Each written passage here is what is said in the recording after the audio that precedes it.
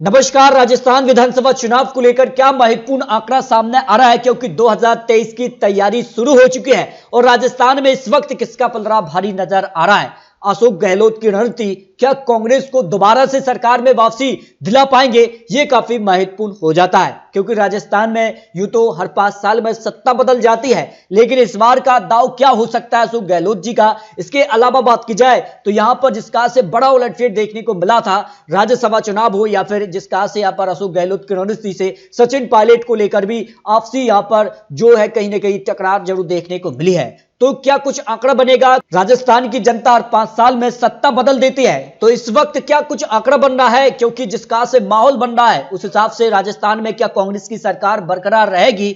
जिस तरह से भारत जोड़ो यात्रा का एक साफ संकेत दिया है, तो इस वक्त किसका पलड़ा भारी नजर आ रहा है, अशोक गहलोत और अगर बात की जाए तो बसंत राजे को लेकर किसका आंकड़ा इस वक्त भारी नजर आता है। तो 200 सीटों में चित्तौड़गढ़ की 5 सीटों में से बीजेपी को 4 सीट, कांग्रेस को 1 सीट पर जीत की संभावना लगाई जा रही है। जालौर की 5 सीटों में भी बीजेपी को 3 सीट, कांग्रेस को यहां पर 2 सीट की संभावना दिखाई दे रही है। हनुमानगढ़ की 5 सीटों में बीजेपी 3 सीट, कांग्रेस को यहां पर 1 सीट, 1 सीट यहां पर आम आदमी पार्टी यहां पर आरएलपी के पक्ष में जा सकती है। जयपुर की 19 सीटों में से 14 सीटों पर बीजेपी, जबकि कांग्रेस 5 सीट पर आ सकती है, जो अनुमान यहां पर राजस्थान को लेकर लगाया जा रहा है। अलवर की 11 सीटों की बात की जाए तो बीजेपी यहां पर 6 सीट, कांग्रेस को 5 सीट पर जीत की संभावना यहां पर दिखाई दे रही है। धौलपुर की 4 सीटों में यहां पर बीजेपी को चारों सीटों पर जीत की संभावना यहां पर दिखाई दे रही है। 12 की 4 सीटों में बात की जाए तो बीजेपी को 2 सीट पर कांग्रेस को जीत की संभावना यहां पर दिखाई दे रही है। यहां पर बात की जाए डंगरपुर की 4 सीटों में यहां पर 3 सीट बीजेपी और 1 सीट कांग्रेस के पक्ष में जाने की संभावना लगाई जा रही है। बांसवाड़ा की अगर 5 सीटों में बात की जाए तो यहां पर बीजेपी 3 सीट, कांग्रेस को 2 सीट पर जीत की संभावना दिखाई दे रही है। यानी राजस्थान को लेकर यहां पर काफी कुछ आंकड़ा बदल रहा है, जिसका से यहां पर पाली की 6 सीटों के आंकड़े, उसमें बीजेपी 4 सीट, कांग्रेस को यहां पर 2 सीट की संभावना दिखाई दे रही है। अजमेर की 8 सीटों में बीजेपी को 4 सीट, कांग्रेस को 2 सीट, 1 सीट आम आदमी पार्टी या फिर आरएलपी के पक्ष में जाने की संभावना लगाई जा रही है। भरतपुर की 7 सीटों में से बीजेपी को यहां पर 5 सीट, 2 सीट कांग्रेस के पक्ष में जाने की संभावना हो सकती है। सवाई माधोपुरा की 4 सीटों में से बीजेपी को यहां पर 3 सीट, कांग्रेस को 1 सीट की संभावना लगाई जा रही है। करौली की 4 सीटों में भी बीजेपी को 3 सीट और कांग्रेस को 1 सीट की संभावना यहां पर लगाई जा रही है। राजसमंद की 4 सीटों में से चारों सीटों पर बीजेपी को जीत की संभावना हो सकती है।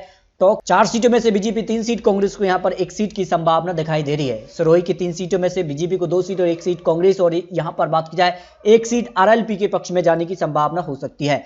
प्रतापगढ़ की 2 सीटों में से 1 बीजेपी और 1 सीट अन्य के पक्ष में जा सकती है। जोधपुर की 10 सीटों में बीजेपी 5 सीट, कांग्रेस को 4 सीट और 1 सीट अन्य यहां पर आरएलपी के पक्ष में जाने की संभावना लगाई जा रही है। नागौर की 10 सीटों में भी बात की जाए तो बीजेपी यहां पर 6 सीट, कांग्रेस को 2 सीट और 2 सीट आरएलपी के पक्ष में जाने की संभावना लगाई जा रही है। उदयपुर की अगर बात की जाए 8 सीटों में से बीजेपी को 4 सीट, कांग्रेस को 3 सीट, 1 सीट अन्य के पक्ष में जा सकती है। सीकर की 8 सीटों में से बीजेपी 3 सीट, कांग्रेस को यहां पर 4 सीटों पर जीत मिल सकती है, 1 सीट आरएलपी के पक्ष में जाने की संभावना दिखा दे रही है। झुंझुनू की 7 सीटों में बीजेपी को 3 सीट कांग्रेस और 1 सीट आरएलपी के पक्ष में जा सकती है। बाड़मेर की 7 सीटों की बात की जाए तो यहां पर बीजेपी को सबसे ज्यादा 5 सीट, कांग्रेस को 1 सीट और 1 सीट आरएलपी के पक्ष में जाने की संभावना लगाई जा रही है। भीलवाड़ा की 7 सीटों में से बीजेपी को 4 सीट, कांग्रेस को यहां पर 3 सीट की संभावना दिखाई दे रही है। गंगानगर की 6 सीटों की बात की जाए तो यहां पर बीजेपी को 3 सीट, कांग्रेस को 1 सीट और 2 सीट आम आदमी पार्टी या फिर आरएलपी के पक्ष में जाने की संभावना दिखाई दे रही है।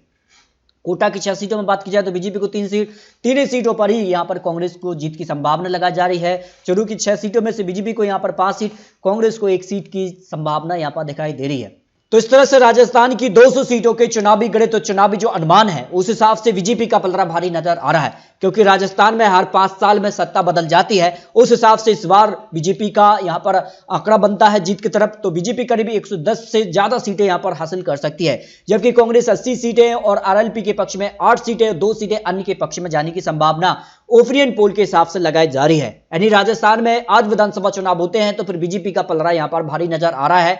जो जनता का आंकड़ा है, जनता हर 5 साल में सत्ता बदल देती है, उस हिसाब से बीजेपी का पलड़ा भारी नजर आ रहा है। लेकिन राजस्थान को लेकर जो अशोक गहलोत का दावा है कि राजस्थान में फिर से कांग्रेस की सरकार बरकरार रहेगी, यह काफी महत्वपूर्ण हो जाता है। सचिन पायलट और अशोक गहलोत के बीच जो यहां पर आपसी तनाव है, क्या यह दूर हो पाएगा, क्या इसका कितना नुकसान होगा, यह आने वाला वक्त ही बताएगा। तो दोस्तों, आपको अपनी राय कमेंट बॉक्स जरूर रखनी है। राजस्थान में आज विधानसभा चुनाव, तो फिर किसकी बनेगी सरकार और कितनी सीटें किसके पक्ष में जा सकती हैं, आपको बता दें ये चुनावी आंकड़े, चुनावी अनुमान है। आने वाले वक्त में किस प्रकार की चुनावी रणनीति तैयार होती है, किस प्रकार के गठबंधन बनेंगे, क्या वसुंधरा राजे के नेतृत्व में बीजेपी चुनाव लड़ेगी, अशोक गहलोत और सचिन पायलट के बीच किसे यहां पर नेतृत्व में चुनाव लड़ेगी कांग्रेस, ये भी काफी महत्वपूर्ण हो जाता है। अपनी राय रख सकते हैं। मिलते हैं दोस्तों लेटेस्ट और महत्वपूर्ण विश्लेषण के साथ, तब तक के लिए जय हिंद जय भारत।